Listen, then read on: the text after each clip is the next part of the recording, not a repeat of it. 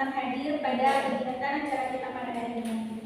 Sebelum itu, Assalamualaikum warahmatullahi wabarakatuh. Waalaikumsalam warahmatullahi wabarakatuh. Baik, untuk memulai kegiatan kita, baiknya itu kita berdoa terlebih dahulu. Baik, Doni biar kakak yang pimpin, berdoa mulai. Berdoa selesai. Baik, sebelumnya apakah ada yang tahu kegiatan kita hari ini apa? Tidak. Tidak ada yang tahu ya. Jadi kegiatan kita hari ini itu namanya adalah BKP atau bimbingan kelompok. Sebelumnya apa ada yang sudah mendengar atau pernah mengikuti apa itu bimbingan kelompok? Belum. Mendengar aja Kak. Mendengar, ada yang sudah mendengar, ada yang belum. Coba kepada Anda apa ya itu BKP? Mendengarnya baru Kak, melakukannya belum. Oh, baru Iya. mendengarkan saja. Baik, sudah Kak jelasin terlebih dahulu ya. BKP ini itu adalah bimbingan kelompok yang merupakan layanan dasar dari bimbingan konseling, yang mana biasanya ini dalam bimbingan kelompok itu beranggotakan 8 hingga 15 orang. Nah, di sini biasanya itu kita menggunakan dinamika kelompok. Dan di sini itu nanti kita akan mendapatkan berbagai macam informasi, wawasan, yang tentunya di sini nanti kita akan membahas sebuah topik-topik yang sangat diperlukan atau yang lagi hangat-hangatnya. Nah, lalu apa sih dari manfaat atau tujuan kita mengikuti BKP ini? Dari mengikuti BKP ini nanti kita semua akan mendapatkan semua rasa ataupun pengalaman atau manfaat lainnya. Seperti dengan mengikutnya BKP, kita nanti akan membahas topik, di situ kita akan mendapatkan pemahaman, wawasan, dan di situ juga nanti semuanya bisa mengembangkan potensi kalian. Dengan begitu kalian nanti bisa mengemukakan pendapatnya, ide dan gagasan-gagasan lainnya. Dan di situ juga bisa mengembangkan potensi kalian semuanya.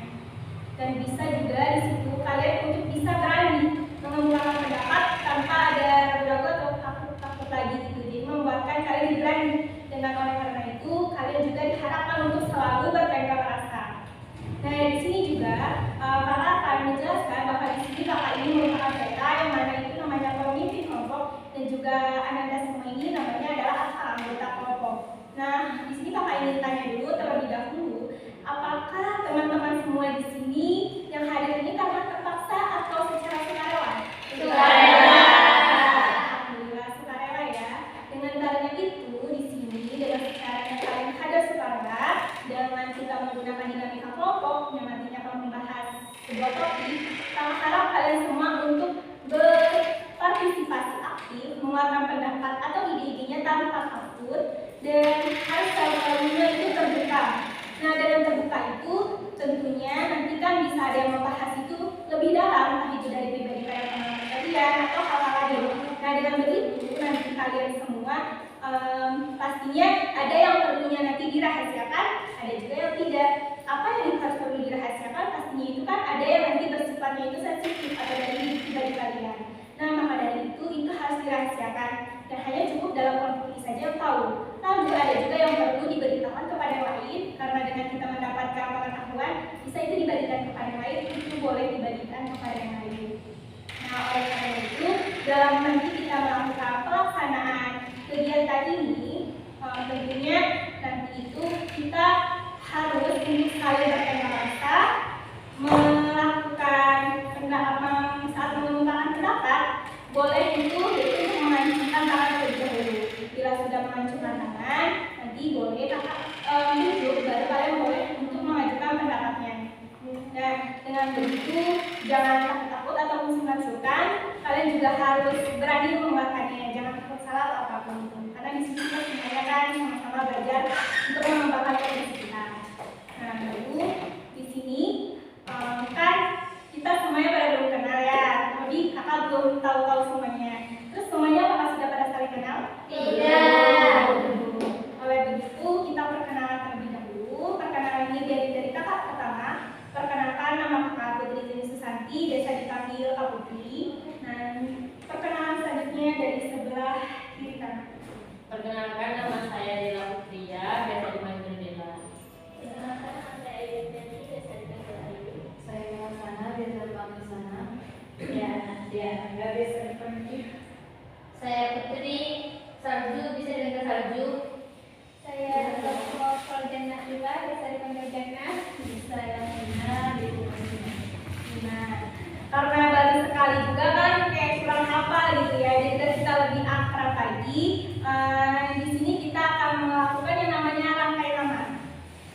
namanya itu dengan nama kita dan disambung dengan nama warna kesukaan. Jadi contohnya itu nanti Putri pink, nanti selanjutnya Vina nyebut Putri pink, Vina warna kesukaannya dan seterusnya. Oke, paham? Mulai dari sebelah kanan satu. Vina merah, Jana hijau, Vina merah, Jana hijau, salju hitam.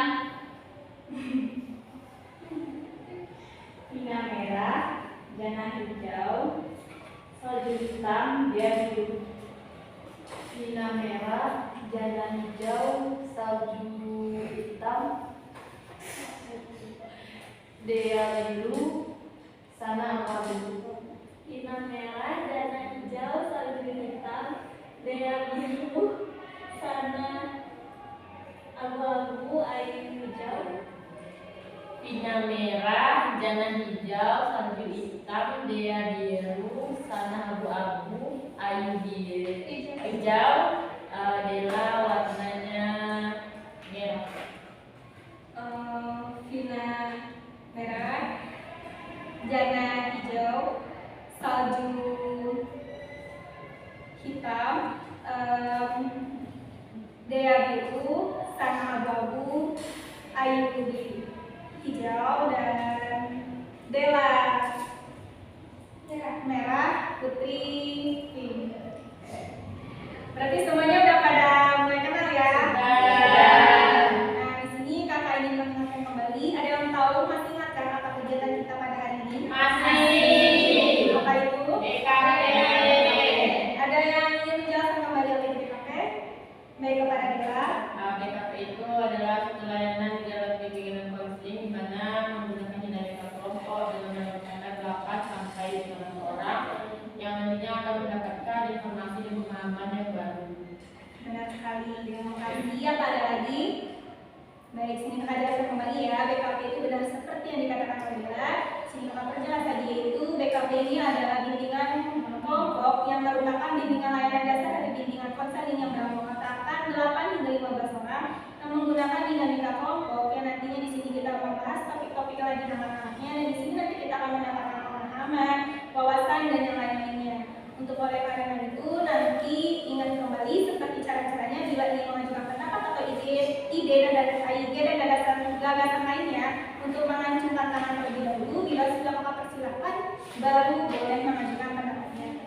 Dan oleh karena itu juga jangan lupa untuk pegang rasanya dan norma-norma kita yang telah berlaku. Nah, di sini kakak tanya kembali, apakah semuanya sudah siap atau sudah rasanya ingin memulai kegiatan kita? Sudah. Nah, di sini bagaimana tempat duduknya? Apakah sudah nyaman? Sudah. Ada juga hal yang mengganggu di atas meja, apapun itu tolong disingkirkan terlebih dahulu. Baik, sudah. Nah, di sini kakak juga berharap untuk semuanya untuk berpartisipasi aktif dan mengungkapkan pendapatnya secara baik dan semangat. Nah, di sini kita akan membahas yaitu pada masuk pada topik. Namun sebelum itu kakak akan menjelaskan terlebih dahulu apa itu topik. Topik di sini itu terbagi menjadi dua, yaitu ada topik tugas dan topik bebas. Nah, di sini topik tugas itu adalah topik yang berasal dari kakak sendiri. Nah, nanti topik ini kakak akan menyampaikan contohnya itu seperti topik bullying. Nah, di sini kita pastinya akan membahas topik bullying karena dari kakak sendiri. Lalu yang kedua ini ada topik bebas. Topik bebas ini adalah topik yang dari kita semua, di mana nanti semuanya itu mengajukan satu topiknya satu persatu. Nah, topiknya itu apa sih yang kita kemukakan? Bisa itu bebas apa saja yang lagi kekinian atau lagi benar-benar booming. Nah, nanti misalnya dari salah satu ada yang mengemukakan, nah kita bahas topik tentang skripsi. Nah, tentang remaja, ada lagi pergaulan bebas. Nah, kan ini kalian semua sudah mengajukan beberapa satu topik.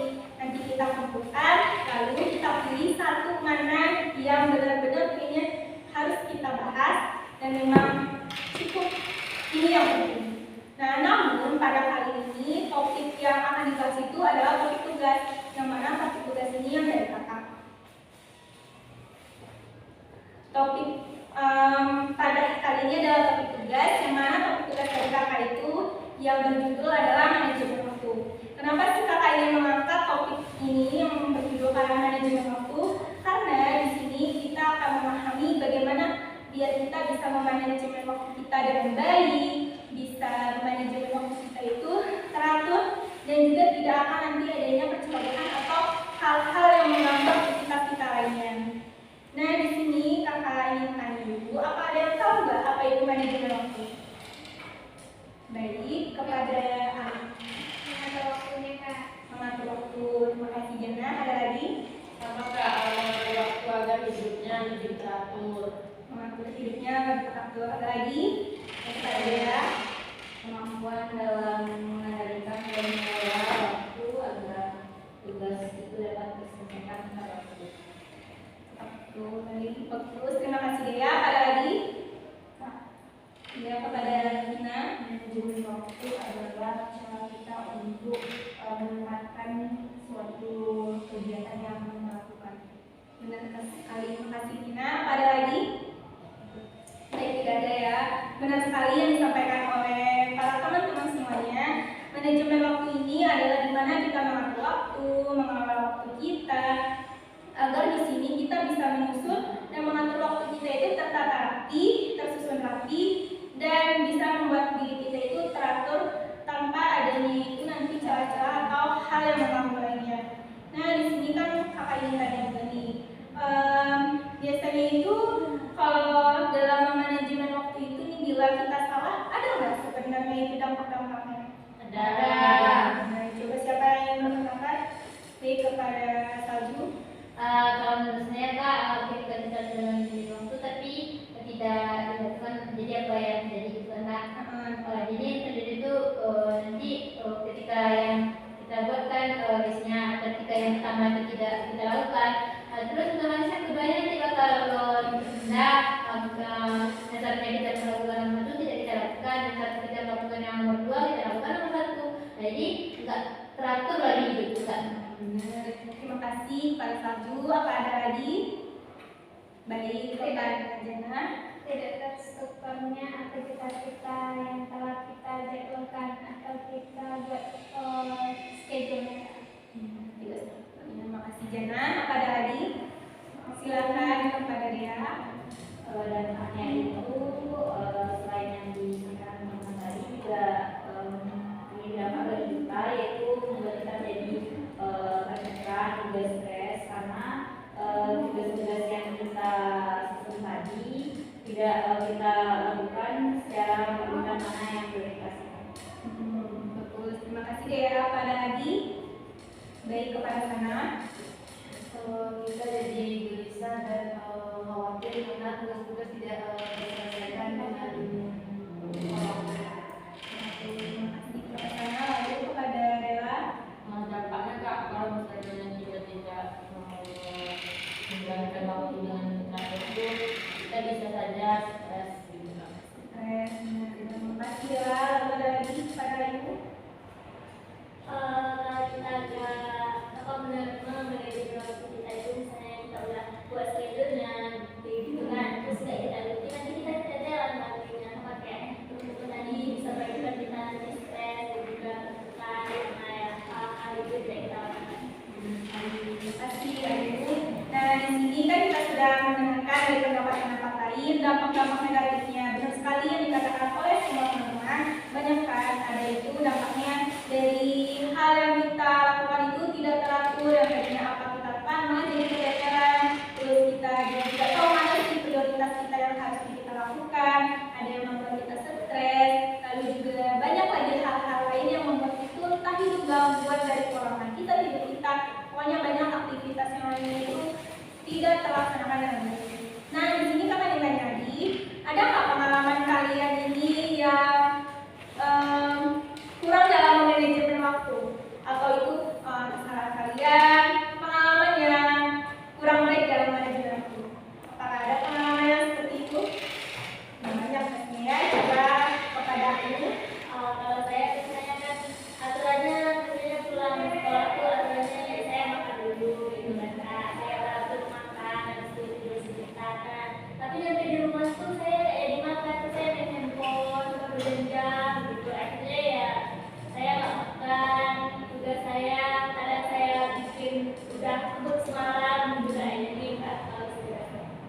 biasanya kalau kayak gitu Ayu keseringan atau cuma berapa kali? Sering juga enggak sih Kak? Sering. Biasanya kalau di sekolah itu bagaimana nanti? Apakah ada muka atau mengganggu aktivitas lain? Kayaknya kalau udah nyampe di sekolah tuh biasanya karena malamnya bikin tugas terus malam tuh ya udah sampai juga email aja apa kelas sendiri. Apa ada lagi pengalaman-pengalamannya? Baik, kepada Adia disilakan. Kalau dari yang waktu itu pengalamannya lebih ke buat tugas ya, karena kayak gimana ya, kita udah buat schedule mau menyelesaikan tugas ini, tapi kenyataannya tugas schedule yang kita buat itu tidak kita laksanakan, sehingga jadinya kayak di ada tekanan gitu kan. Nanti bisa bikin dia stres juga ya, Adia. Lalu ada lagi pengalaman lain yang ingin bercerita, silakan. Jadi sepertinya tidak ada, pasti banyak sekali dari teman-teman ini yang punya pengalaman itu kurang dalam manajemen waktu ya. Pasti juga dari situ kita banyak yang kayak kita bilang tadi itu dampak negatifnya itu keteteran, hal lain yang intinya itu tidak baik bagi diri kita dan kegiatan kita lainnya itu pun akan terganggu. Nah dengan begitu kita sudah tahu emang bagaimana sih harusnya itu kita dalam menggunakan manajemen waktu yang baik cara melakukan dampak positif. Apa ada yang tahu dampak positif? Kalau dampak positifnya Kak, kita menjadi teratur Kak. Jadi misalnya apapun yang kita lakukan itu udah ada schedule-nya gitu. Jadi tidak bakalan keteteran lagi, juga tidak bakalan stres, Kak. Tidak bakalan menumpuk. Terima kasih Yara. Apa ada lagi? Baik, kepada Gina terlebih dahulu. Mulai melakukan manajemen waktu itu bisa melakukan itu secara teratur, terus pikiran itu jadi tenang. Jadi bisa punya waktu luang banyak, bisa minta itu. Baik, terima kasih kepada Gina. Dia juga setuju seperti saya Ina, kalau kita dampak positifnya itu kalau kita sudah membuat dengan baik, nantinya pikiran kita tuh akan tenang, lebih plong kan Kak. Terus kita lebih punya waktu yang lebih untuk refreshing gitu. Baik, berarti banyak sekali di sini dampak positif kalau kita itu bisa memanajemen waktu, bisa membuat kita ada waktu me time, bisa itu menggunakan waktu hal-hal luang lainnya yang bisa membuat kita hal-hal lain ini bisa nih kita lakukan terlebih dahulu biar nanti itu apa yang harusnya dikerjakan itu terselesaikan nggak keteteran lagi. Lalu dengan kita kan udah tahu nih ya kan dari semua itu, nah seharusnya apa sih yang kita lakukan dalam manajemen waktu ini? Apa yang harus kita lakukan dalam manajemen waktu ini seharusnya? Apa yang tahu? Baik, kepada Salju. Kalau menurut saya yang perlu kita lakukan itu Kak, yang seperti dibilang oleh teman-teman tadi juga, membuat list apa saja yang akan kita lakukan gitu, Kak. Sehingga nantinya apa yang kita lakukan itu sudah terjadwal gitu, dan terjadwal. Baik, terima kasih Pak Salju. Ada lagi? Baik, kepada Dea. Sesuai yang dikatakan saya tadi Kak, kita bisa membuat schedule dan menentukan. Nah di sini juga diperlukan niat kita dan juga konsisten terhadap jadwal yang kita beri. Baik, terima kasih kepada Dea. Apa ada lagi? Dari sini tidak ada. Dari sini itu hal apa yang harusnya kita buat dalam manajemen waktu kita agar baik. Bisa saja itu kita seperti pendapat teman tadi itu kita membuat list kita biar nanti apa hal kegiatan yang kita lakukan itu teratur. Lalu juga ada lagi itu mana yang perlunya diprioritaskan, mana harusnya itu dilakukan terlebih dahulu. Nah juga sepertinya kita juga kurang semangat nih karena ada sebuah game. Nah game ini adalah menyebutkan nama-nama hewan. Tapi sebelum itu kita nanti ada nggak tahu yang namanya gamenya itu ABC 15. Nanti kita katakan nanti itu ABC. Tahu. Oke,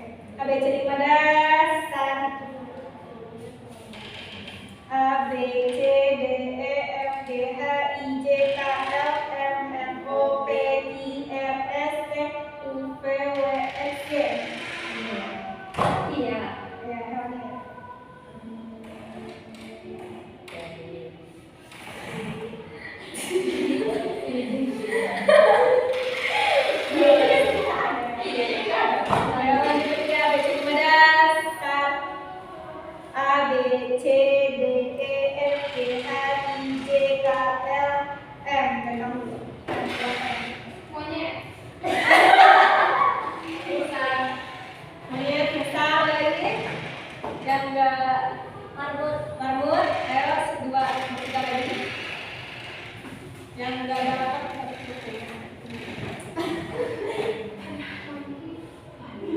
Bahasa Inggris ya? Bisa. Kalau iya. Macan. Oke, dia. Oh iya. Musam.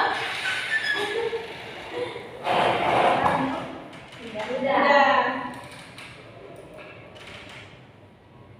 Satu, dua, bunyi. Oke, berarti kita dapat hukuman. Berarti satu orang lagi ABC ibadah. Kita nggak salah. ABC ibadah. A, B, C, D, E.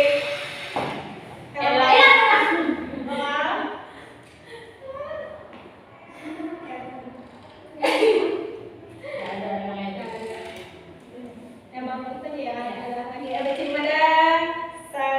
A, B, C, D, E, F, G, H, I, J, K.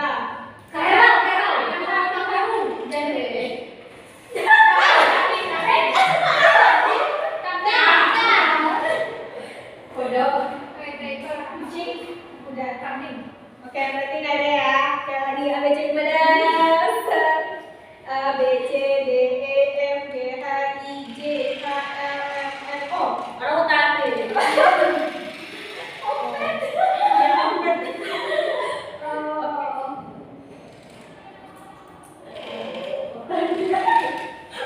Sebenarnya ada udah sekali lagi nih ya. Kalau emang nggak ada nanti memang kita jawab. Iya, Kak. ABC ibadah. A, B, C, D, E, F, G, H, I, J, K, L, M, N, O, P, Q, R.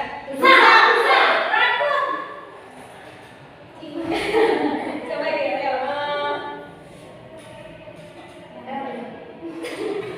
Rebra.